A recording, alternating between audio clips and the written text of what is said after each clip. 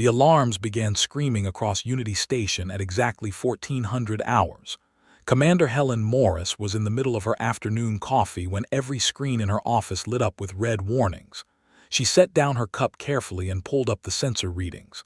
What she saw made her lean forward, squinting at the display as if her eyes were playing tricks on her. There was a ship out there, a human ship. The signature was unmistakable, even after 15 years. The ECS Discovery had just appeared at the edge of the system. Helen's hands moved across the controls, pulling up historical records. The Discovery had been a colony ship, one of Earth's early deep space ventures. It had left Earth orbit 15 years ago with 200 crew members and 5,000 colonists in cryo-sleep. The mission was simple: establish humanity's first settlement beyond the core systems.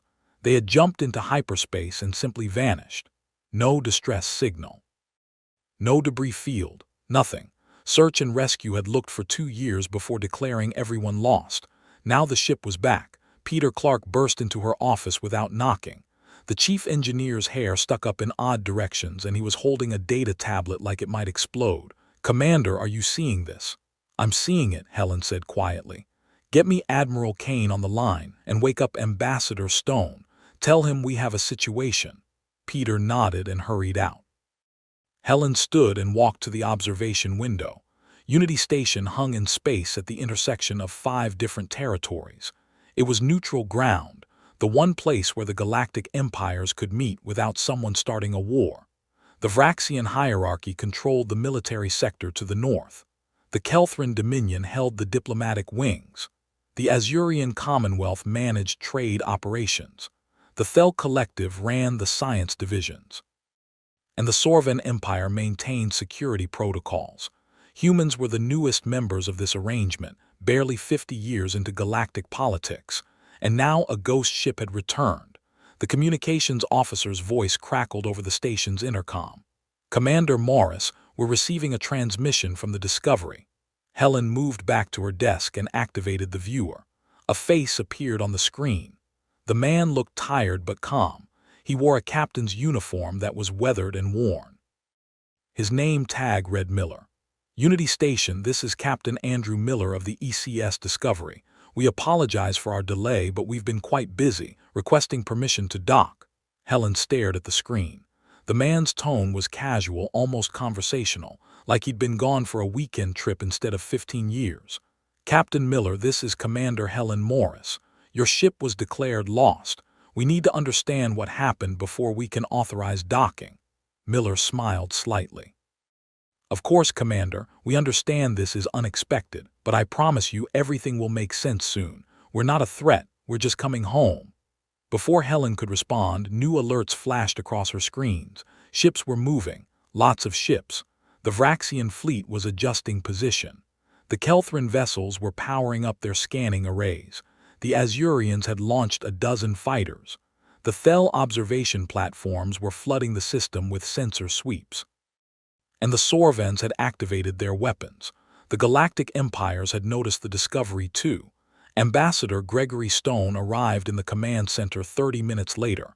He was a thin man with gray hair and sharp eyes that missed nothing. He'd spent 20 years in galactic politics and had learned to read the mood of a room instantly. Right now, the mood was tense. "Show me the ship," he said. Helen brought up the visual feed.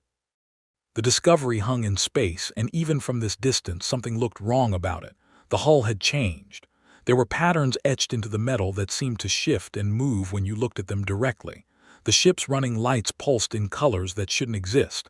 And the way it sat in space was odd, like it wasn't quite following the normal laws of physics. "Have they said anything else?" Stone asked. "Just that they want a dock," Helen replied. "But look at the power readings. That ship is generating more energy than a battle cruiser, and we can't identify the source." Stone studied the display for a long moment. "The empires are going to demand answers." "They already are," Peter Clark said from his station. "I've got 14 priority messages from various fleet commanders. They all want the same thing. They want to know what that ship is and what technology it has." Stone sighed. "Of course they do. Helen, arrange a boarding party. We'll inspect the Discovery personally before making any decisions." "Sir, is that wise?" Linda Hayes had entered the command center. She was Earth Security Chief on Unity Station, a former military officer with instincts honed by decades of keeping humans alive in hostile environments. "We don't know what's on that ship." "That's exactly why we need to look," Stone said. "Besides, they're our people. We can't just leave them out there."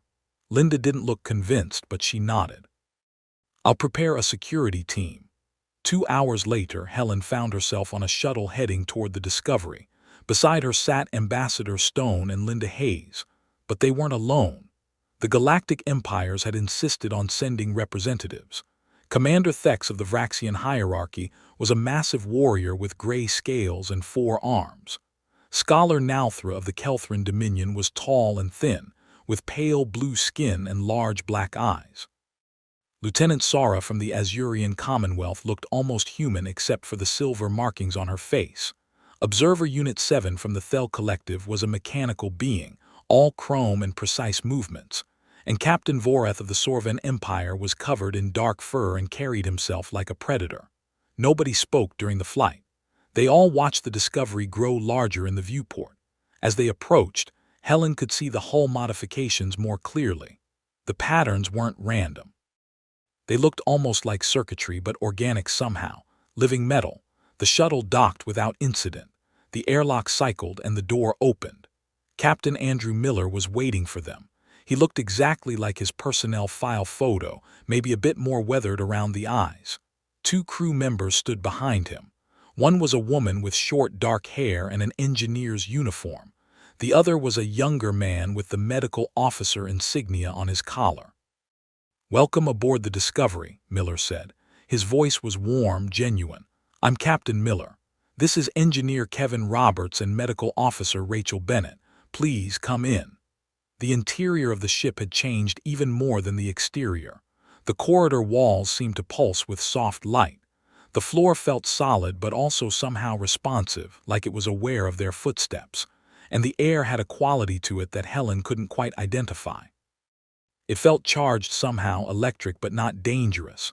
Commander Thex spoke first, his voice a deep rumble.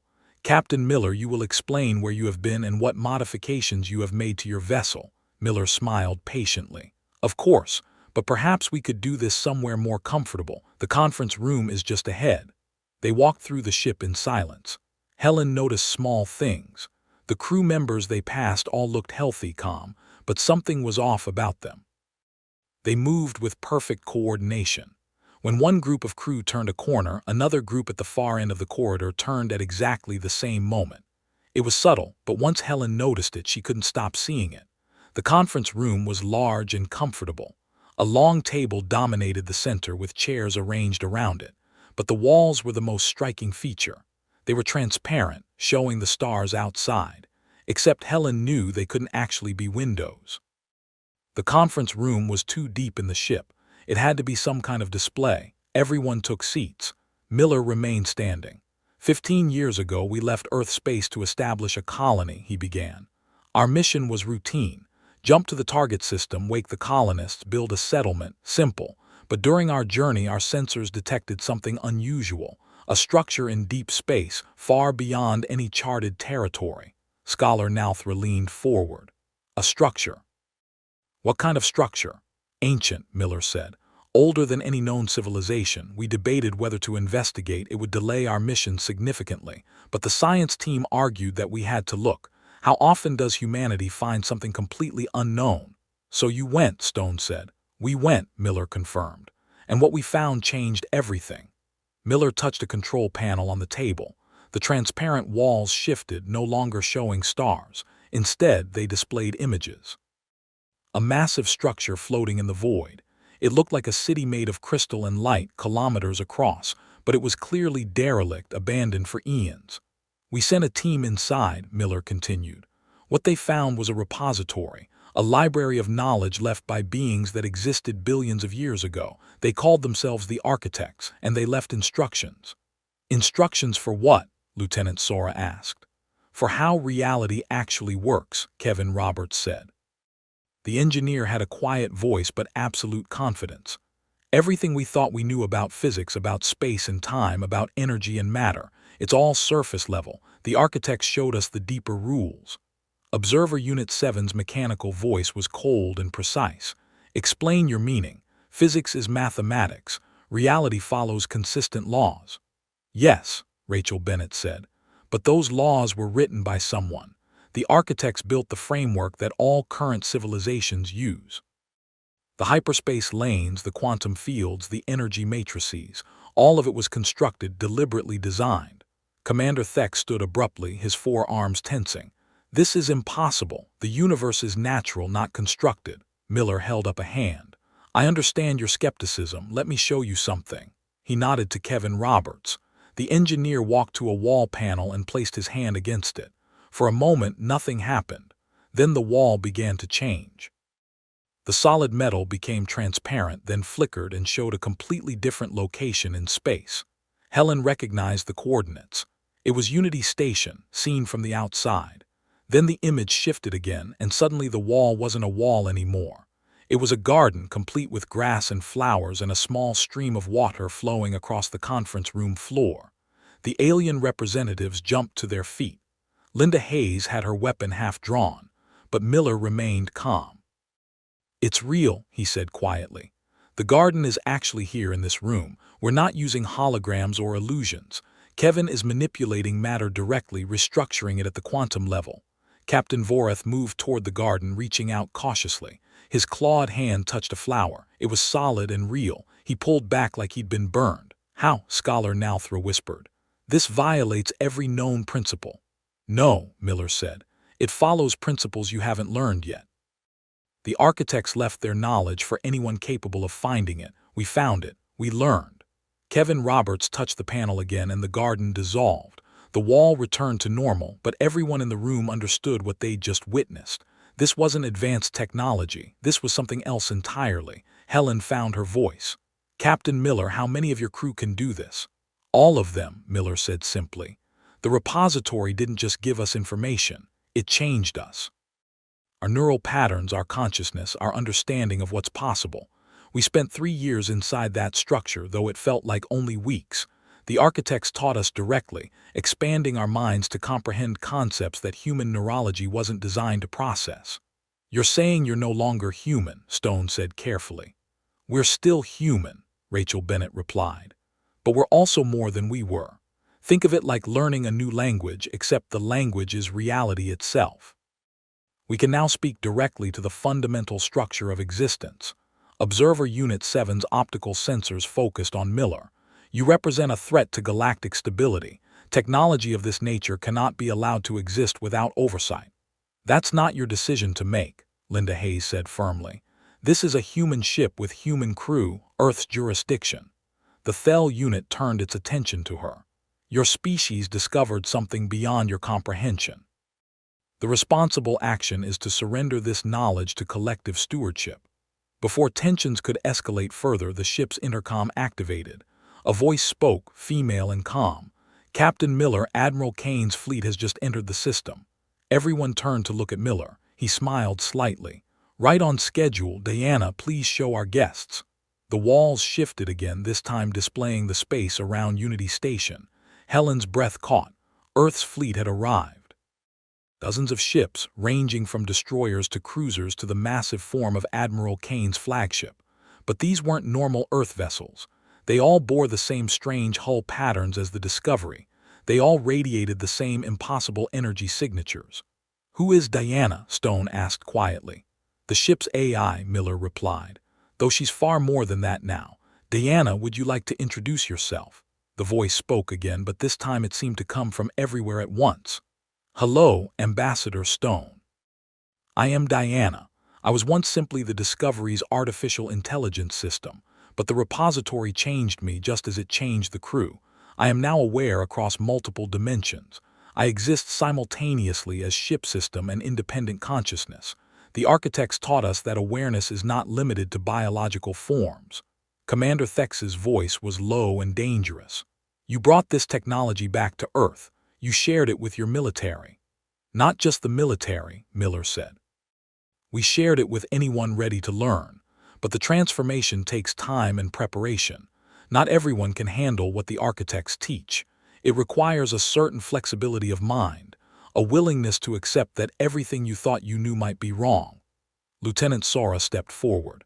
Captain Miller, you must understand what you've done. The five empires have maintained peace for centuries based on a careful balance of power. If humanity can manipulate reality itself, that balance is destroyed. The balance was always an illusion, Miller said gently. The architects showed us the truth.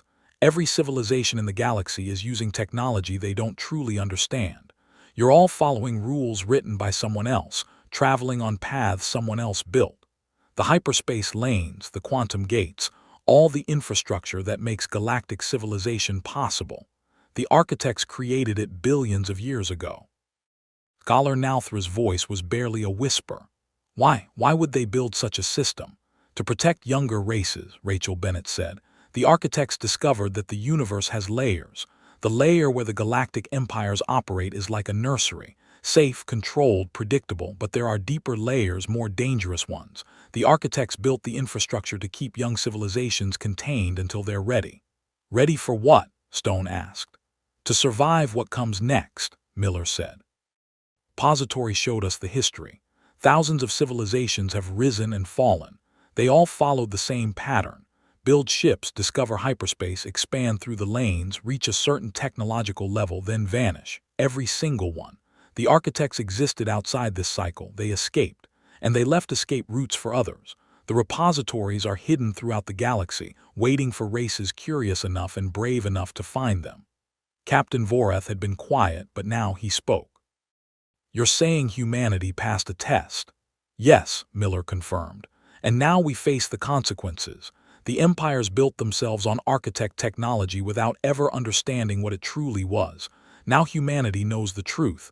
We can see the cage everyone is living in, and we're offering a choice. What choice? Commander Thex demanded. Miller turned to face the Vraxian warrior directly. You can fight us, try to take this knowledge by force. You'll lose. Not because humanity is warlike, but because you'd be fighting with tools we now understand better than you do. Or you can accept that the galaxy is changing. Work with us. Learn what we learned, but properly, with preparation and guidance. The repository's knowledge can't be taken. It has to be earned. Before anyone could respond, Diana's voice interrupted. Captain, the Vraxian flagship is powering weapons. The walls displayed the dominant will, the pride of the Vraxian fleet. Energy built along its massive cannon arrays. Helen felt her stomach drop. If the Vraxians fired, this would become a war. Miller looked at Rachel Bennett. Rachel, please remind them why that's a bad idea. The medical officer walked to a control panel and placed her hand against it. Helen felt something change in the air, a shift in pressure or temperature or something she couldn't quite identify. The walls showed the Vraxian flagship suddenly surrounded by a sphere of golden light. Commander Thex was receiving transmissions through his communication implant. His forearms trembled with rage. What have you done? Your weapons are temporarily offline, Rachel said calmly. They're not damaged. We simply asked the energy fields powering them to become something else for a moment. Your crews are fine. Your ship is fine. But your weapon systems have been converted into gardens. 20,000 tons of military hardware is now filled with flowers and trees. It will take your engineers approximately 3 days to restore normal function. The silence in the conference room was absolute. Stone was the first to speak. You turned weapons into gardens. We can turn anything into anything, Kevin Roberts said. That's what the architects taught us. Matter is just energy in a particular configuration. Change the configuration, change the matter. It's not magic. It's understanding reality at a level deeper than particle physics. Observer Unit 7's mechanical voice held something that might have been fear. We calculate that if humanity continues advancing along this path, within 50 years you will be functionally unstoppable. Within a century, the 5 empires will be irrelevant. That's not our goal, Miller said. We don't want to dominate or conquer. We want to share what we learned, but it has to be done carefully. The repository showed us something else, something terrifying. He activated the artifact. Helen hadn't noticed it before, but now she saw the small crystalline object sitting in the center of the table. It was barely larger than her fist, but it glowed with internal light. When Miller touched it, the walls changed again. A star map appeared, showing the entire galaxy. But there were markings overlaid on the familiar star patterns. Lines connecting systems, nodes marking specific locations, and symbols that seemed to indicate purpose or function. "This is what the galaxy really looks like," Miller said. "The hyperspace lanes you all use, the quantum fields you tap for power, the energy sources that drive galactic civilization. They're all part of a single massive system. The architects built it billions of years ago, and every spacefaring race has been using it without ever realizing what it truly was." "A cage," Lieutenant Sora breathed. "A nursery," Miller corrected. "But yes, also a limitation. The system was designed to let civilizations grow, but not too fast, to give them time to mature before facing the deeper realities of the universe." The artifact shifted, showing more detail. Helen saw entire regions of space marked with warning symbols. She saw paths that led beyond the known galaxy. And she saw something else, something that made her skin crawl. There were gaps in the map, blank spaces where stars should be but weren't shown. "What are those?" she asked, pointing. Miller's expression was grim. The architects didn't explain everything, but they left warnings. "The blank spaces are where civilizations vanished, thousands of them. They all reached a certain level of development, they all started pushing against the boundaries of the system, and they all disappeared. So by learning this, by breaking free of the system, humanity has made itself a target," Stone said slowly. "Yes," Miller confirmed. "We've made ourselves visible to something that the architects feared. They built the nursery to hide younger races from it. Now we're exposed." "Then why did you do it?" Commander Thex roared. "Why risk not just your species but all of us? If this thing notices humanity, it might notice the rest of the galaxy." Miller met his gaze steadily. "Because staying in the cage means following the same path as every other vanished civilization. The architects showed us the pattern. Expand through the lanes, reach technological maturity, then disappear. Every single time. Whatever this threat is, it already knows how to find civilizations that follow the standard path, but the architects escaped, and they left instructions for others to do the same. So humanity's choice was between certain doom and possible doom," Scholar Nalthra said quietly. "Exactly," Miller replied. "The repository offered us a chance to break the cycle. We took it." Stone stood and walked to the display, studying the map. "How long do we have?" "Unknown," Diana's voice said. The architects left warnings but no specific timeline. They suggested that true freedom requires strength. The more we understand reality, the better we can defend ourselves against what exists in the deeper layers. "So humanity needs to keep advancing," Helen said. "Learn more, grow stronger, prepare for something we can't even identify." "Yes," Miller confirmed. "And that means Earth needs time and space to work. We can't do this while fighting a galactic war." Captain Voreth had been quiet, his predator's eyes watching everything. Now he spoke. "The Sorvan Empire sees the logic in your position. We propose an alliance. Share your knowledge with us and we'll ensure the other empires don't interfere." Miller shook his head. "The Sorvans want to learn enough to replicate what we've done, then betray us once you've caught up. We know your species' history, Captain. The answer is no." Voreth's fur bristled, but he said nothing. Stone turned back to the group. "Here's where we stand. Humanity has knowledge that could advance the entire galaxy, but sharing it improperly could destroy civilizations that aren't ready. The 5 empires want this knowledge but can't take it by force. And something out there in the dark might be coming for all of us. Does that cover it?" "Essentially, yes," Miller said. "Then here's what Earth proposes," Stone said. "We establish an academy. Any species can send candidates to learn what humanity learned, but they have to be prepared. They have to be screened, trained, their minds expanded gradually. It will take years, maybe decades, but the door will be open." "And in the meantime," Commander Thex asked. "In the meantime, humanity continues to grow and prepare," Stone said firmly. "We share what we can when we can with who can handle it, but we won't be rushed and we won't be threatened." Observer Unit 7 processed this for several seconds. "The Thel Collective calculates this is the optimal solution. However, we require assurances that humanity will not use its advantages to establish dominance." "You have my word," Stone said. "As Earth's representative, we didn't seek power to rule others, we sought knowledge to save ourselves." Lieutenant Sora stepped forward. "The Azurian Commonwealth has a request. I wish to stay, I want to be the first non-human to study under the Discovery's crew. Miller looked at her carefully. It's not an easy path. Transformation is difficult even for humans. For another species, it could be dangerous. I understand, Sora said, but if this is the future of the galaxy, then someone has to be first. Let it be me. Stone looked at Miller, who slowly nodded. We'll accept her, but as a student, not a spy. She has to be willing to change, to let go of everything she thinks she knows. I am, Sora said. The meeting concluded with uneasy agreements. The Empire representatives returned to their fleets. Helen found herself back on the shuttle with Stone and Linda Hayes. Nobody spoke during the flight back to Unity Station. There was too much to process. Later that evening, Helen stood in her office looking out at the stars. The Discovery hung in space nearby, its strange hull patterns visible even at this distance. Admiral Kane's fleet maintained position around it, protective but not aggressive. And further out, the Empire fleets watched and waited. Peter Clark appeared in her doorway. Commander, I've been analyzing the data from the Discovery. The readings are impossible, but they're consistent. This isn't a trick or a weapon. They really can manipulate reality. I know, Helen said quietly. It means everything changes, Peter continued. Everything we thought we knew about the universe, about what's possible, it's all different now. I know, Helen repeated. Peter was quiet for a moment. Commander, the Discovery is offering to teach qualified humans. I requested permission to apply. I was approved. Helen turned to look at him. You're leaving?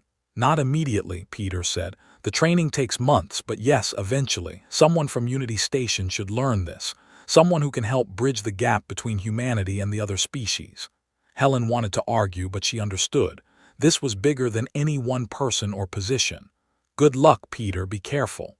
I will, he promised.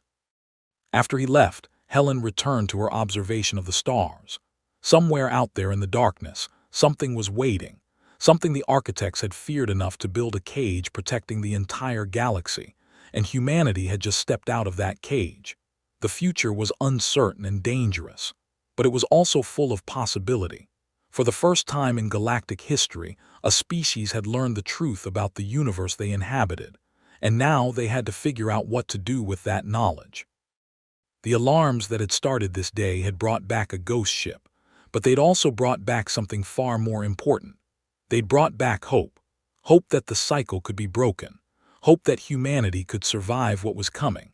Hope that the galaxy might have a future beyond the paths written by ancient builders.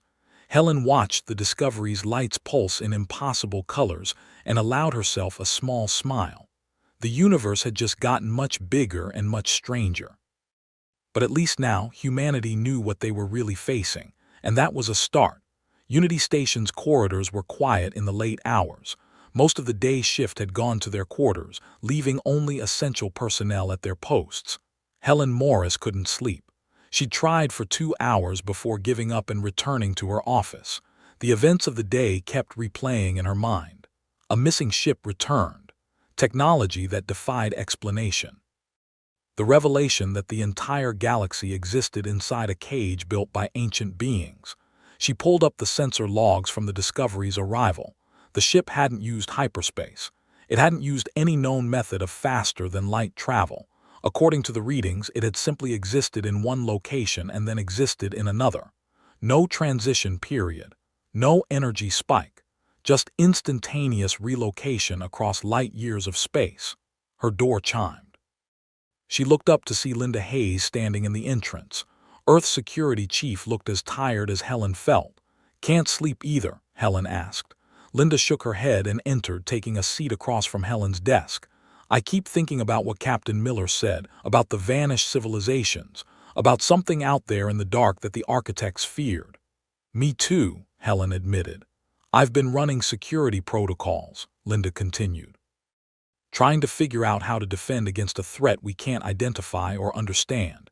Every scenario I model ends the same way. We're completely vulnerable. Helen leaned back in her chair. That's why Miller came back, why he shared what the Discovery learned. Humanity needs to advance quickly, to learn as much as possible before whatever's out there notices us. But we're not the only ones at risk, Linda said. If this thing comes, it won't just target humanity. The entire galaxy is exposed. Which is why Ambassador Stone proposed the Academy, Helen replied. If other species can learn what we learned, they can help defend themselves. Linda was quiet for a moment.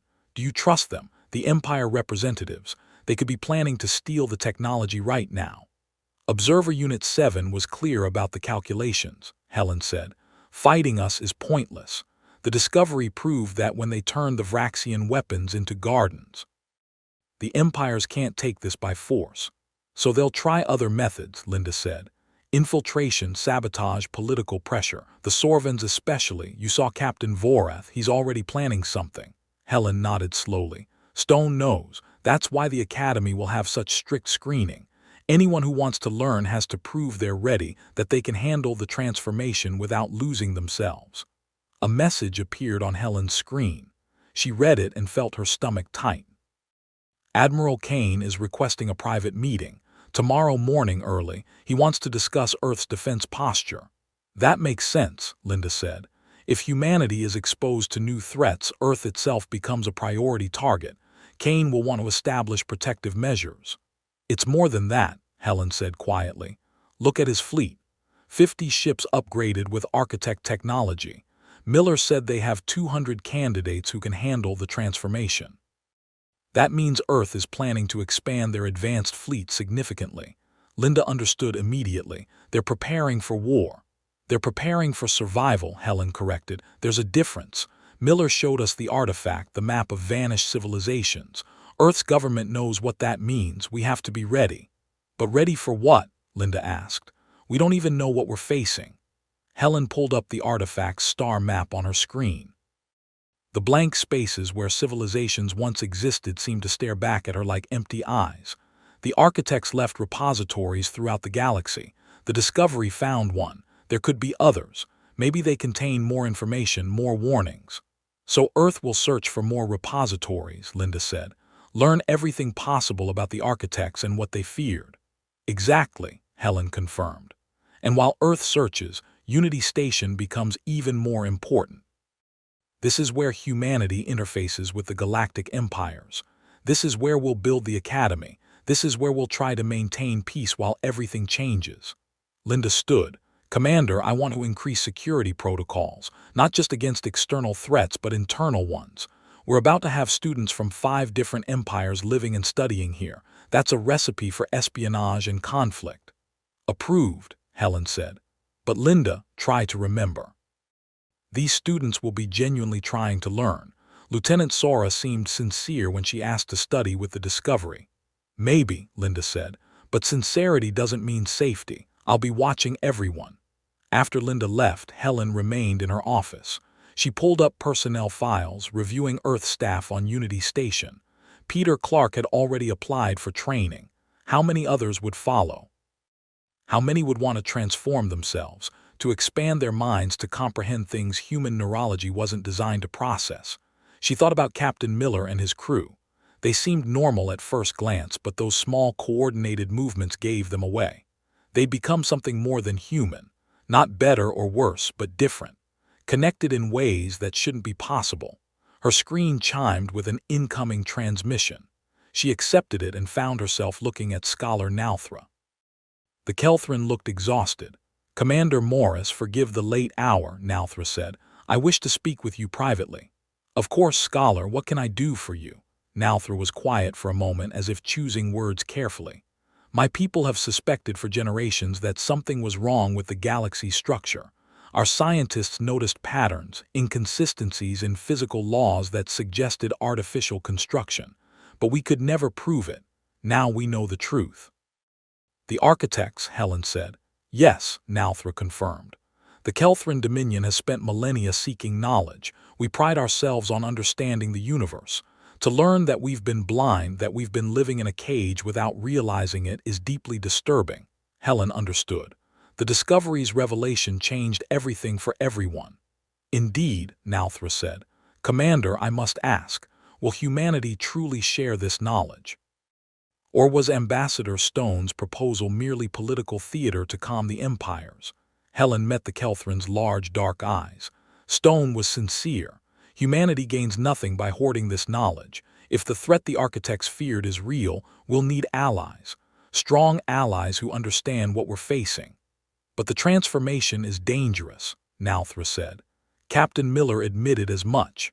Forcing consciousness to expand beyond its natural limits could destroy a mind. Which is why the screening process will be rigorous, Helen replied. Nobody will be forced, nobody will be rushed, but those who are ready, who can handle it, they'll have the opportunity to learn. Nalthra nodded slowly. The Kelthran Dominion will send candidates, our best scholars, our most flexible thinkers. If Lieutenant Sora can survive the transformation, so can we. After ending the transmission, Helen realized something. The galaxy was already changing. The empires weren't just afraid or angry, they were curious. They wanted to understand, and that curiosity might be what saved them all. She stood and walked to her observation window. The Discovery hung in space, its impossible hull patterns glowing softly. Beyond it, Admiral Kane's fleet maintained their protective formation. And further out, the Empire fleets watched and waited. Tomorrow would bring new challenges. Admiral Kane's meeting would likely involve difficult conversations about Earth's military expansion. The Empire representatives would continue demanding concessions and guarantees. And somewhere in that crystalline structure beyond known space, the repository waited with more secrets to reveal. But tonight, Helen allowed herself to feel something she hadn't felt in years. Hope. Real, genuine hope that humanity might survive what was coming. That the galaxy might have a future beyond, repeating the same doomed cycle as countless civilizations before. The architects had built a cage, but they'd also built escape routes. Humanity had found one. And now came the hard part, learning to live in a universe far stranger and more dangerous than anyone had imagined. Learning to survive without the protections that had kept young civilizations safe for billions of years. Helen looked at the stars and wondered what was out there, watching from the deeper layers of reality. Whatever it was, humanity would face it. Not alone if Stone's Academy succeeded, but face it nonetheless. The ghost ship had returned, and with it the truth about the universe. Now everyone had to decide what to do with that truth, fight over it, hide from it, or embrace it and prepare for whatever came next. Helen knew which choice humanity had already made. They'd chosen to embrace the truth, no matter how terrifying, and that choice would define everything that followed. She returned to her desk and began drafting reports. There was work to do, always work to do, but now that work had meaning beyond daily operations and diplomatic protocols. Now every decision mattered because the future of not just humanity but potentially the entire galaxy hung in the balance. The alarms had screamed earlier today, warning of an impossible return. But they'd also announced the beginning of something new. A new era, a new understanding, a new chance for survival. And Helen Morris, commander of Unity Station, would do everything in her power to make sure that chance wasn't wasted. Admiral Victor Kane arrived at Unity Station precisely at 0600 hours. Helen Morris met him in the private conference room reserved for classified discussions. The Admiral was a tall man with iron-gray hair and eyes that had seen too many battles. He carried himself with the confidence of someone who had commanded fleets through impossible situations and survived. "Commander Morris," Kane said, shaking her hand firmly. "Thank you for meeting me so early." "Admiral," Helen replied. "Your message indicated urgency."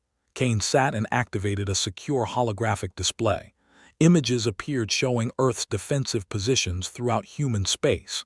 "Commander, I'm going to be direct. The Discovery's return has changed everything. Earth's government has spent the last 2 weeks analyzing the implications. We need to discuss what comes next." Helen studied the display. The defensive positions looked standard until she noticed the energy signatures. Several installations had been upgraded with the same technology the Discovery possessed. "You've been busy." "We have no choice," Kane said. "Captain Miller shared the artifact's data with Earth's leadership. We've seen the pattern. Thousands of civilizations rising, expanding, then vanishing. We won't follow that path. We can't." "So Earth is militarizing," Helen said carefully. "Earth is preparing," Kane corrected. "There's a difference. We're not building an invasion force. We're building a defense against something we can barely comprehend. The architects feared what exists in the deeper layers of reality. That fear was strong enough to make them build a cage protecting the entire galaxy. Now humanity has stepped outside that cage. Helen understood his concern. How many ships have been upgraded? Currently 73, Kane replied. We have another 100 in the process. Within 6 months we'll have 200 vessels capable of operating with architect-level technology. Within a year we're aiming for 500. The numbers were staggering. And the crews, Captain Miller said the transformation is difficult. We're screening carefully, Kane assured her. Military personnel, scientists, engineers. Anyone with the mental flexibility to handle the change. The process takes 3 months per candidate. We're running multiple training cycles simultaneously using the knowledge Miller brought back. Helen leaned back in her chair. Admiral, the galactic empires are already nervous. If they learn Earth is building a fleet of reality-bending warships, they'll see it as an existential threat. Let them, Kane said bluntly. Commander, I've spent 40 years in space. I've fought pirates, terrorists, and the occasional border skirmish with alien vessels. But this is different. The threat the architects feared could destroy everything. Not just humanity, everything. If the empires can't understand that we're preparing to protect them too, that's their problem. They won't see it that way, Helen said. They'll see humanity becoming unstoppable. Observer Unit 7 calculated that within 50 years, the 5 empires will be militarily irrelevant compared to Earth. Kane smiled grimly. The Thel aren't wrong, but military power isn't our goal, survival is. And for survival we need more than weapons, we need knowledge, which brings me to why I'm really here. He changed the holographic display. New images appeared, showing deep space regions far beyond charted territory. Captain Miller found one repository. His crew is convinced there are others. The architects wouldn't leave just one escape route. They'd scatter them throughout the galaxy, hidden in places only the curious would find. You want to search for more repositories, Helen realized. We need to, Kane said. Every repository might contain additional knowledge, more warnings, better understanding of what we're facing. Miller's crew learned how to manipulate reality at the quantum level, but the architects existed for billions of years. What else did they discover? What other capabilities did they develop? Helen saw the logic but also the danger. Every time we find a repository, humanity advances further. We become more different from the galactic norm. The divide between Earth and the empires grows wider. Yes, Kane acknowledged. Which is why Ambassador Stone's academy is crucial. We need the empires to advance alongside us. Not at our pace necessarily, but in the same direction. Otherwise, in 50 years, humans won't be able to relate to other species at all. We'll be so different that communication becomes impossible. Stone's academy will take time, Helen said. Years to screen candidates, months to transform each successful student. We can't advance an entire galaxy quickly. We don't need to advance everyone, Kane replied. Just enough to create a bridge. Enough so that when we face the deeper threat, we have allies who can fight beside us instead of hiding behind us. Helen stood and walked to the observation window. Dawn was breaking across Unity Station, artificial light systems mimicking Earth's sunrise for the human sections. Admiral, what does Earth's government really think is out there? In the deeper layers, Kane was quiet for a moment. Honestly, we don't know. Miller's crew studied the architect's warnings extensively. The best guess is that it's some form of intelligence that exists outside normal space-time. The architects called it the silence in their records. They described it as vast, patient, and hungry. It consumes civilizations that become too visible, too advanced. The galactic infrastructure keeps younger races hidden by limiting their capabilities. But the architects escaped, Helen said. They did, Kane confirmed. By learning to exist across multiple dimensional layers simultaneously, they made themselves too complex for the silence to consume. That's what the repositories teach. How to transcend standard existence and become something the silence can't easily digest. Helen felt a chill run down her spine. So humanity's transformation isn't just about gaining power, it's about becoming incompatible with whatever wants to eat us. Exactly, Kane said. And that's why we can't slow down. Every day we spend as we are is a day we're vulnerable. The discovery broke the pattern. They made humanity visible. Now we race to transform enough that when the silence notices us, it finds us indigestible. A priority alert flashed on Helen's display. She checked it and felt her stomach drop. "Admiral, we have a situation. The Vraxian hierarchy is filing a formal complaint with the Galactic Council. They're demanding that Earth surrender all architect technology for collective oversight." Kane stood. "Expected. What's the Council's position?" Helen pulled up more data. "Mixed. The Kelthrons are arguing for knowledge sharing. The Azurians want a joint research committee. The Thel are calculating risk assessments. And the Sorvens are proposing that Earth be placed under temporary guardianship until the technology can be properly evaluated." "Guardianship," Kane said coldly. "They want to occupy Earth." "They're afraid," Helen said. "We need to remember that. From their perspective, a newcomer species just gained reality-breaking abilities overnight. They're terrified." Before Kane could respond, the door opened. Ambassador Stone entered, followed by Peter Clark. The engineer looked different. His eyes had changed somehow, holding depths that hadn't been there before. He'd begun his transformation. "Admiral Kane," Stone said, "I heard you arrived. I assume you're discussing Earth's defense expansion." "Among other things," Kane replied. "Peter, you look different." Peter smiled slightly. "The training is intense. I'm only 2 weeks in, but already I can feel my perception changing. The universe looks different when you start understanding the deeper rules." "Can you do what Miller's crew does?" Helen asked. "Manipulate matter directly?" "Not yet," Peter admitted. "That comes later in the training. Right now I'm learning to perceive reality beyond the surface layer. It's like learning to see colors that don't exist. My brain is literally rewiring itself to process information it wasn't designed to handle." Stone sat at the conference table. "Admiral, I've been in emergency sessions with the Galactic Council for the past 3 days. The situation is delicate.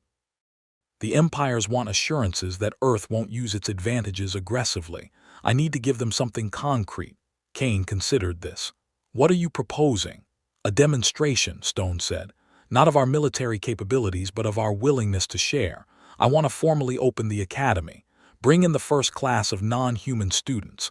Show the empires that we're serious about helping them advance." "That could backfire," Kane warned. "If the students fail the transformation, it proves the empires can't match us. If they succeed, we're training potential rivals." "Or potential allies," Stone countered. "Admiral, we can't do this alone. Even with 500 advanced ships, Earth's fleet is tiny compared to the combined might of the 5 empires. If they united against us, we'd lose through sheer numbers. Our advantage only works if we're not fighting everyone at once." Helen saw the political calculation. "You want to divide them. Make some empires our partners while keeping others at arm's length." "Precisely," Stone said.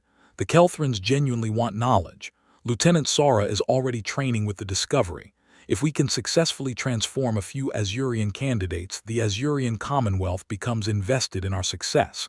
That's 2 empires on our side." "And the others?" Kane asked. "The Thel will follow logic," Stone replied. "If the data shows cooperation is more beneficial than conflict, they'll cooperate. The Sorvens will need to be managed carefully. They're predators by nature. But if we make them understand that we're all prey to something bigger, they might see the benefit of pack hunting."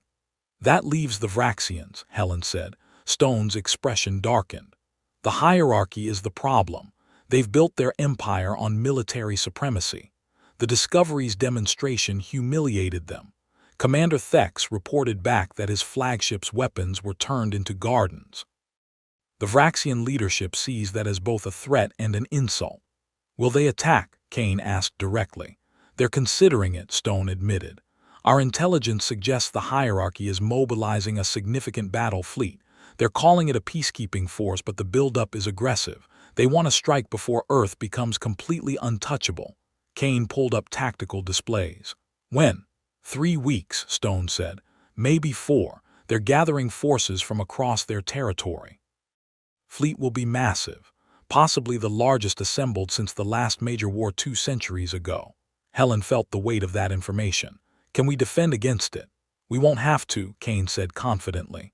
"The Vraxians are thinking conventionally. They're planning to overwhelm us with numbers, superior firepower, and tactical coordination. But those advantages mean nothing against architect technology. The Discovery proved that." "But we can't just destroy their fleet," Stone said urgently. That would turn them into permanent enemies and likely push the other empires toward hostility out of fear. Kane nodded slowly. You're right. We need a demonstration that shows our strength without causing casualties, something that makes them back down without humiliating them further. Peter Clark spoke up. Captain Miller has been working on something. He called it a teaching moment. If the Vraxians attack, we don't fight back conventionally. We show them why conventional warfare is obsolete. Explain, Kane said. Peter pulled up his own display, showing complex mathematical formulas that made Helen's head hurt. Matter manipulation is just the beginning. The architects understood causality itself. They could influence probability, make unlikely outcomes certain. Captain Miller thinks we can alter the conditions of any engagement so that violence becomes impossible. You're talking about reality editing on a massive scale, Stone said. Yes, Peter confirmed. Imagine the Vraxian fleet arrives ready for battle. They fire weapons, launch missiles, deploy fighters, but instead of destruction, their attacks transform into something harmless, not blocked or deflected, fundamentally changed at the moment of creation. Helen tried to wrap her mind around it. You'd rewrite cause and effect. They try to attack, but the universe itself prevents it. Exactly, Peter said. It's not a shield or a defense. It's making warfare itself not work in our presence. The Vraxians can't beat us because fighting stops being possible. Kane studied the formulas. Can it be done? Miller's crew is confident, Peter replied. They need another week to refine the equations, but yes, it can be done. And once we demonstrate it, every species in the galaxy will understand. Earth hasn't just advanced militarily. We've transcended the concept of military conflict entirely. The implications hung in the air. Stone broke the silence. If we can truly do this, it changes everything. The empires can't threaten us. They can't even conceive of threatening us. We become untouchable. But we also become isolated, Helen warned. If we're so different that we can rewrite reality itself, how do we maintain relationships with species that still think conventionally?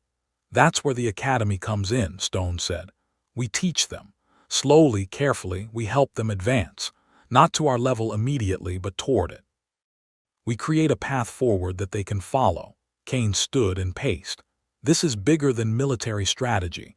We're talking about reshaping galactic civilization, forcing evolution on species that might not be ready, or saving them from extinction, Stone countered. Admiral, the pattern is clear. The silence or whatever it is destroys civilizations that follow the standard path. The architects built the cage to protect younger races, but that protection has limits. Eventually, every civilization either transcends or dies. We're offering a third option, guided transcendence with help from those who have gone before. Helen saw the enormity of what they were discussing. We're not just defending Earth, we're trying to save the galaxy. Someone has to, Kane said quietly. The architects left the repositories as lifelines. Humanity grabbed one. Now we have to decide if we pull others up behind us or climb alone. A communication alert interrupted them. The display showed Captain Andrew Miller requesting an immediate connection. Stone accepted and Miller's face appeared. Ambassador Stone, Admiral Kane, Commander Morris, Miller said. His expression was serious. We have a development. The Discovery's long-range sensors have detected something, a distortion in deep space beyond the edge of charted territory. What kind of distortion? Kane asked. Unknown, Miller replied, but it matches descriptions from the architect's warnings. A void where space should exist, an absence of reality itself. It's subtle, barely detectable even with our upgraded sensors, but it's there and it's moving. Helen felt cold. The silence, possibly, Miller said, or something similar. The architects warned that becoming visible attracts attention. The Discovery's transformation, our return to normal space, the demonstrations of our capabilities. We've been broadcasting our presence across multiple dimensional layers. Something noticed. Stone leaned forward. How much time do we have? At its current rate of movement, approximately 6 months before it enters the outer regions of galactic space, Miller said. But its speed isn't constant, it's accelerating. Kane's military mind was already calculating. Can we fight it? Unknown, Miller repeated. The architect's records suggest it can't be fought conventionally. It's not a fleet or a weapon. It's more like a natural force. cosmic predator that exists across dimensions. Fighting it would be like trying to punch a concept. Then how did the architects survive it? Peter asked. Miller smiled grimly. They didn't fight, they hid. They learned to exist in ways the silence couldn't perceive or consume. They made themselves incompatible with its nature. That's what the transformation ultimately achieves. We're not becoming more powerful, we're becoming indigestible. So the entire academy program is a race, Helen realized. We need to transform as many individuals as possible before this thing arrives. Yes, Miller confirmed. And not just humans. If the silence is coming, it won't discriminate. Every civilization in the galaxy is at risk. The cage the architects built might not be enough to protect them anymore. Stone stood abruptly. I need to call an emergency session of the Galactic Council. The empires need to know what's coming. Will they believe it? Kane asked. They'll have to, Stone said. We'll share the sensor data. Let them verify it independently. Once they understand the threat is real, maybe the political posturing will stop. Miller's image nodded. Ambassador, I recommend you also share the architect's historical records. Show them the pattern. Thousands of civilizations consumed by the silence. Make them understand this isn't about Earth's ambitions. It's about survival for everyone. After Miller disconnected, the room was silent. Helen looked at each person. Admiral Kane the warrior, Ambassador Stone the diplomat, Peter Clark the scientist beginning his transformation. Each represented a different aspect of humanity's response to the cosmic threat. We should prepare for multiple scenarios, Helen said finally. Best case, the empires unite against the common threat. Worst case, the Vraxians attack while we're trying to prepare for the silence. The Vraxians won't be a problem, Kane said with certainty. Once we demonstrate the causality manipulation, they'll stand down. The real question is whether we can transform enough people in 6 months to make a difference. Peter spoke up. Captain Miller's crew can train multiple students simultaneously. If we expand the program, bring in candidates from all species, we might get 50 or 60 transformed individuals before the silence arrives. That's not enough, Stone said. No, Peter agreed. But it's a start. Each transformed individual can eventually train others. The transformation spreads exponentially once the foundation is laid. Kane pulled up projections. If we assume 6 months until the silence arrives and 3 months per transformation cycle, we can complete 2 full training groups. If each group has 30 students and most succeed, we could have 50 transformed defenders by the deadline. 50 against a cosmic force that destroyed thousands of civilizations, Helen said quietly. 50 who understand reality at a level the silence doesn't expect, Kane countered. The architects survived. We can too, we just need to be smart about it. Stone moved toward the door. I'll convene the council. Admiral, prepare your fleet for the Vraxian situation. Helen, I need Unity Station ready to become the primary training facility. We're about to have students from 5 different species living and studying here. Security will be challenging. I'll handle it, Helen assured him. After Stone and Kane left, Helen remained with Peter. The engineer was staring at his hands, watching them with an intensity that suggested he was seeing more than just flesh and bone. What do you see? Helen asked quietly. Everything, Peter said. The atoms, the quantum fields, the probability waves. It's overwhelming sometimes. There's so much happening at levels we usually can't perceive. Every object, every person, every space between spaces is alive with activity. Is it worth it? Helen asked. The transformation, becoming something other than what you were. Peter looked at her and his changed eyes held ancient understanding. Commander, I've seen the sensor data on the silence. I've studied the architect's records.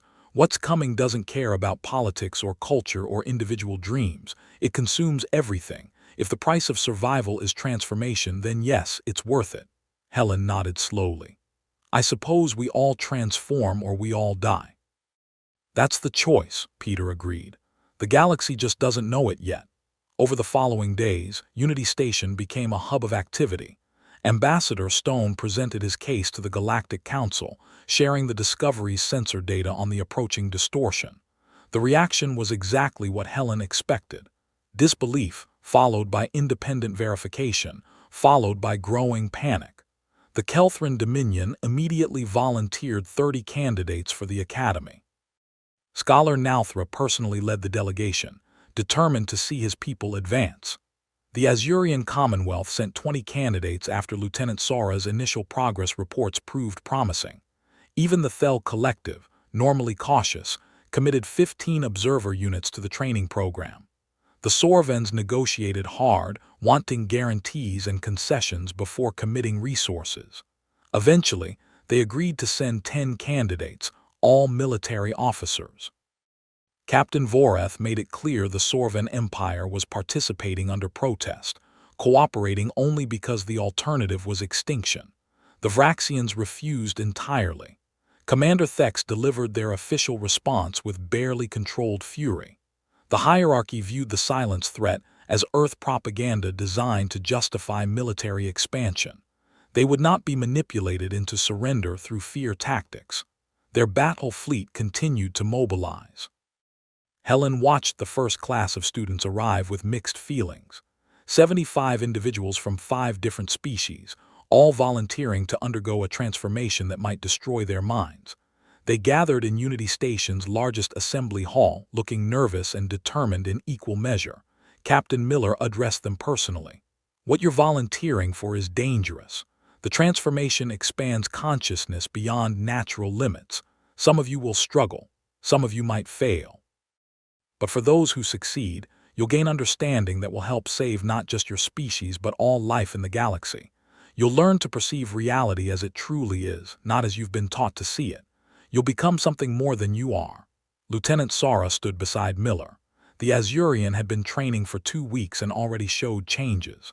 Her silver facial markings seemed to glow faintly, pulsing with internal light.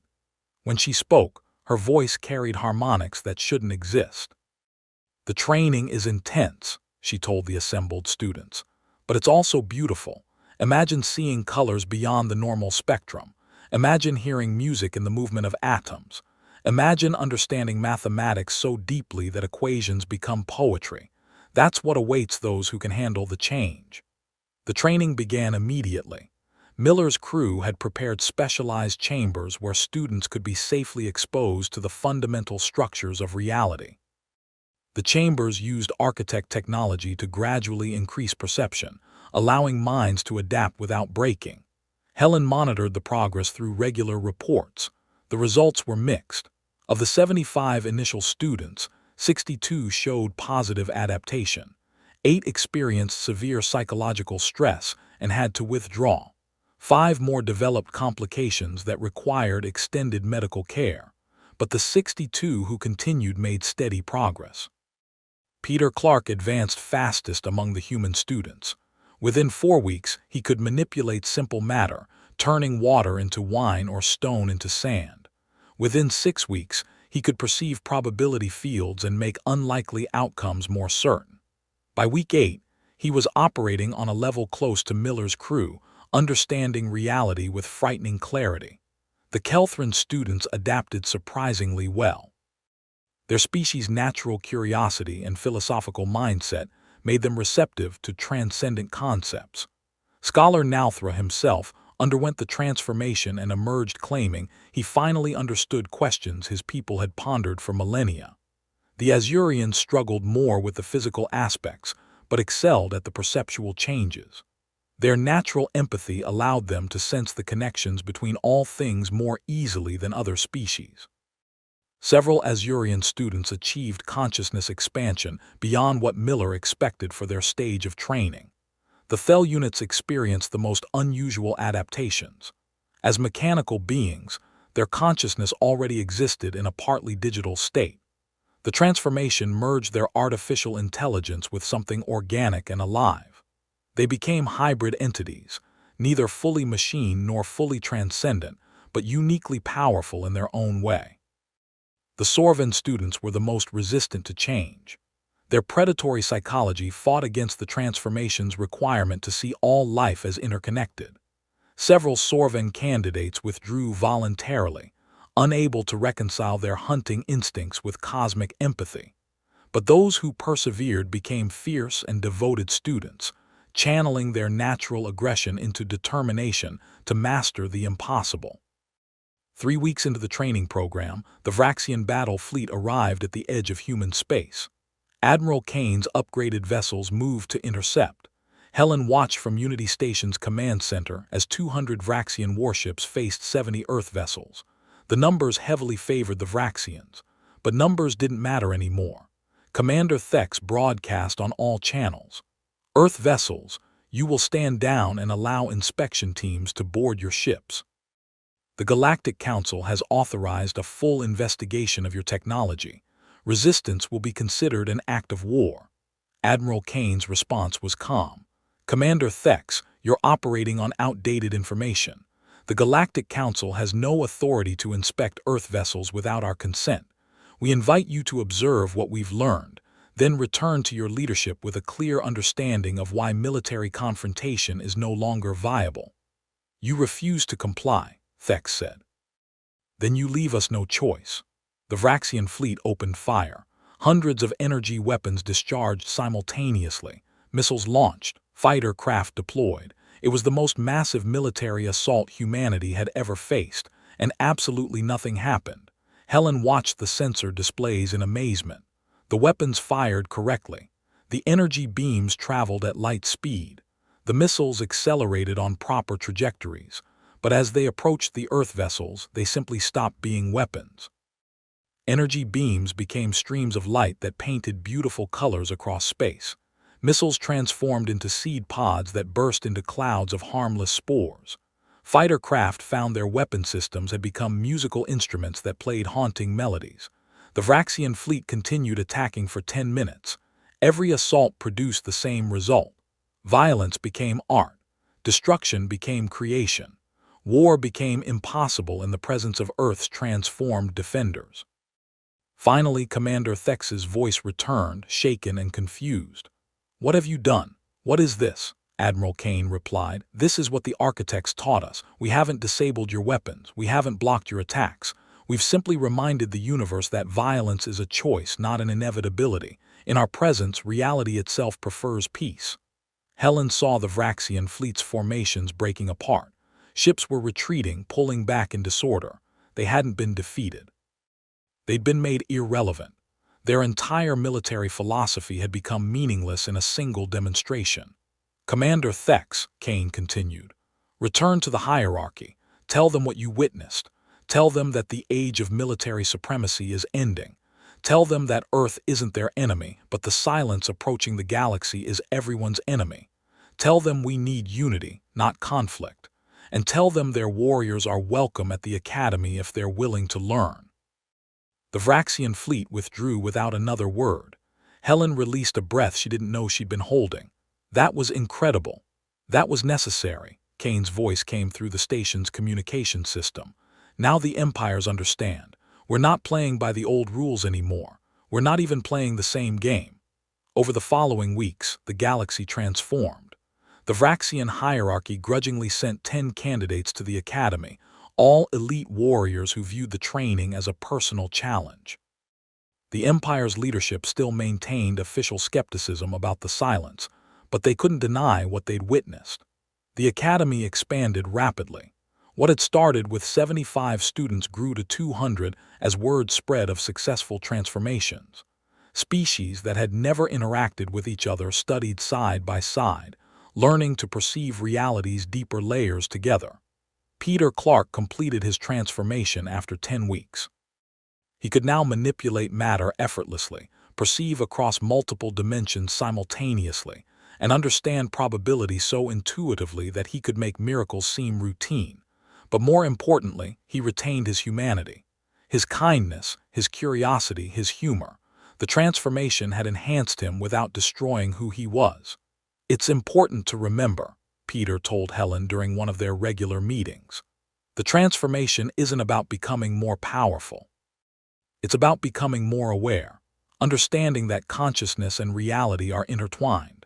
That thought and existence influence each other. The architects didn't gain power through force. They gained it through comprehension."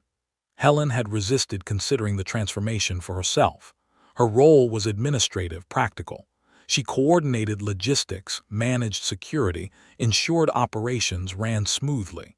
She didn't need to perceive quantum fields or manipulate causality. But as the weeks passed and the silence drew closer, she began to reconsider. The sensor readings showed the distortion accelerating.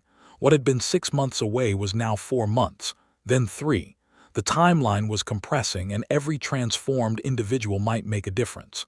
"Commander Morris," Captain Miller said during one of his visits to Unity Station, "you've been considering it, I can tell." "Is it that obvious?" Helen asked. "Your eyes linger on the training chambers whenever you pass them," Miller said gently. "You watch the students with something that looks like longing. You want to understand what they're experiencing." Helen sighed. "I do, but I'm also afraid. I've built my entire life on being practical, grounded. What if the transformation destroys that? What if I lose the parts of myself that make me effective?" Miller smiled. "Commander, the transformation doesn't destroy who you are. Reveals who you've always been beneath the limitations. Your practicality will remain. Your groundedness will remain. But you'll see more, understand more, be able to do more to help." "How many transformed defenders do we have now?" Helen asked. "Including Miller's original crew, we have 87 individuals who have completed the full transformation," Miller replied. "Another 100 in various stages of training. By the time the silence arrives, we might have 200 ready." "Is that enough?" Helen asked. "I don't know," Miller admitted. "The architect's records don't specify how many of them fought the silence. We know they survived by becoming incompatible with its nature. We're following their example, but we're doing it faster with less preparation time. It's a risk." Helen made her decision. "Add me to the training roster. If Unity Station's commander undergoes the transformation, it sends a message about how seriously we're taking this threat." "Are you sure?" Miller asked. "No," Helen said honestly, "but I'm sure that doing nothing isn't an option. The galaxy is changing whether I participate or not. I'd rather change with it than be left behind." Miller nodded approvingly. "Report to Training Chamber 7 tomorrow morning. We'll begin your assessment." That night, Helen stood in her office one last time as purely human. She looked out at Unity Station, at the ships coming and going, at the students training to become something more than they were. The galaxy balanced on a knife's edge between transcendence and extinction. In 3 months, the silence would arrive. In 3 months, they would discover if humanity's desperate gamble had worked, if the transformation could save them, if becoming incompatible with consumption was enough to survive. Helen thought about Admiral Kane's upgraded fleet, about the Academy students struggling to expand their consciousness, about the architects who had faced this threat billions of years ago and found a way to endure, about humanity's choice to grab that lifeline and pull themselves up. The ghost ship had returned with a warning and a gift. The warning was clear: something vast and hungry was coming. The gift was knowledge, how to survive by transforming into something the hunger couldn't consume. Now the galaxy raced to change before the silence arrived. Species that had barely cooperated were now training together, learning together, transforming together. The old empires and their political games seemed trivial compared to cosmic survival. Helen smiled slightly. Tomorrow she would begin the transformation. Tomorrow she would start perceiving reality's deeper layers. Tomorrow she would take the first steps toward becoming something that could help defend not just humanity but all life in the galaxy. The alarms had screamed when the discovery returned. Now a different kind of alarm was sounding. Not a warning of danger, but a call to action. A call to evolve or perish. A call to embrace the impossible because the alternative was unthinkable. And Helen Morris, practical administrator, grounded commander, would answer that call. She would transform. She would learn. She would become one more defender standing between civilization and the cosmic darkness. The future was uncertain. The threat was immense. But for the first time since the Discovery's return, Helen felt hope. Real hope that the galaxy might survive. That consciousness might prevail over consumption. That understanding might triumph over hunger.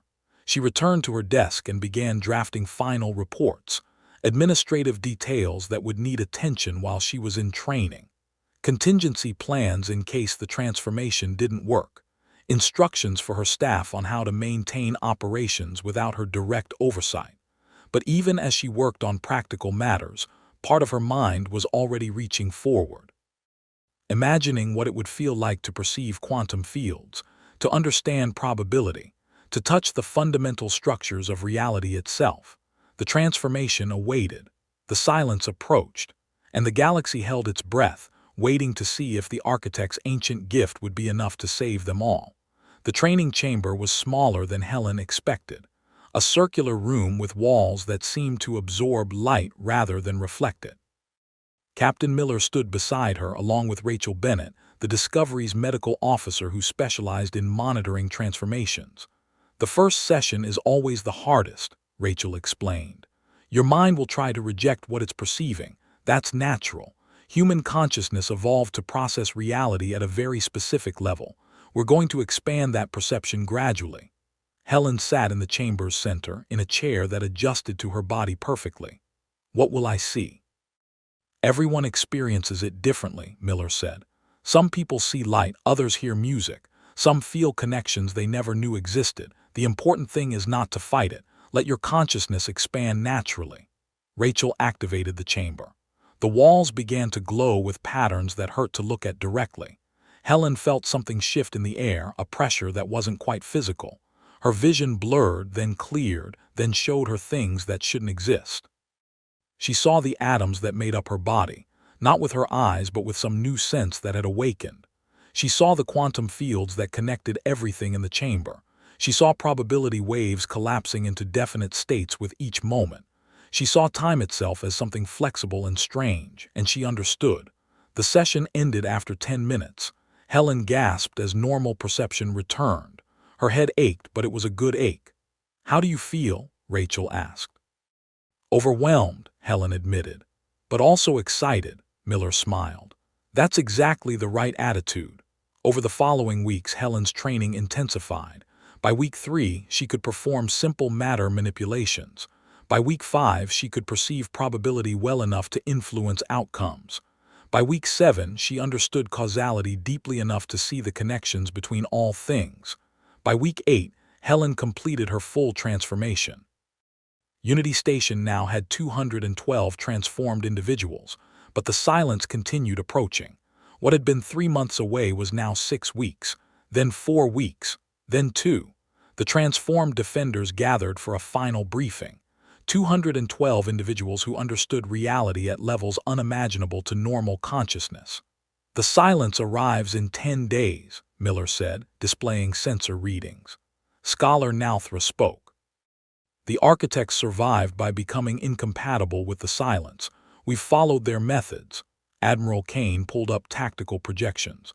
"We have 300 transformed vessels positioned throughout the galaxy. If the silence attacks conventionally, we can defend." "It won't attack conventionally," Helen said quietly. "I've been studying the architects' records extensively. The silence exists in the deeper layers of reality. It feeds on consciousness itself. When civilizations become too advanced, too aware, they become visible to it." Peter Clark added his analysis. "Our transformed state resists collapse. We're stabilized across too many dimensional layers. So we become anchors," Kira Chen said. "We're not just defending ourselves. We're defending all life by existing in this expanded state." The days counting down were tense but purposeful. The transformed defenders positioned themselves throughout the galaxy. On the final day, the entire galaxy seemed to hold its breath. Helen stood in Unity Station's command center. She could perceive across multiple dimensions now, and she could feel it approaching. The silence wasn't empty. It was full of consumed consciousness, collapsed awareness, digested civilizations, and it was here. The sensors registered it simultaneously across hundreds of systems, a presence that defied measurement. The silence had arrived, but so had humanity's resistance. Helen felt the silence's attention turn toward Unity Station. She felt it try to collapse her consciousness, and she felt her transformed state resist. The silence withdrew its attention, moving on, but everywhere it went, it encountered resistance. The confrontation lasted 3 days. 3 days of the silence searching the galaxy. 3 days of transformed defenders maintaining their complex states. 3 days of humanity's gamble proving successful. On the 4th day, the silence withdrew. It didn't leave entirely. It remained at the edges of the galaxy, patient and waiting, but it had learned. Some consciousness could not be easily consumed. The galaxy celebrated cautiously. They had survived. The transformation had worked. Helen stood in her office looking out at Unity Station with eyes that saw far more than they once had. The academy would continue. More individuals would learn to exist across multiple dimensions. The cage was gone. The silence remained a threat. But now the galaxy had a path forward. The ghost ship had returned with a warning and a gift. Humanity had embraced both, and in doing so they had saved themselves and offered salvation to others willing to transform. Commander Helen Morris smiled, perceiving the future across probability fields. The journey was just beginning. The galaxy was changing. Consciousness was evolving. And somewhere in the deeper layers of reality, the architects were watching their ancient plan unfold successfully once again.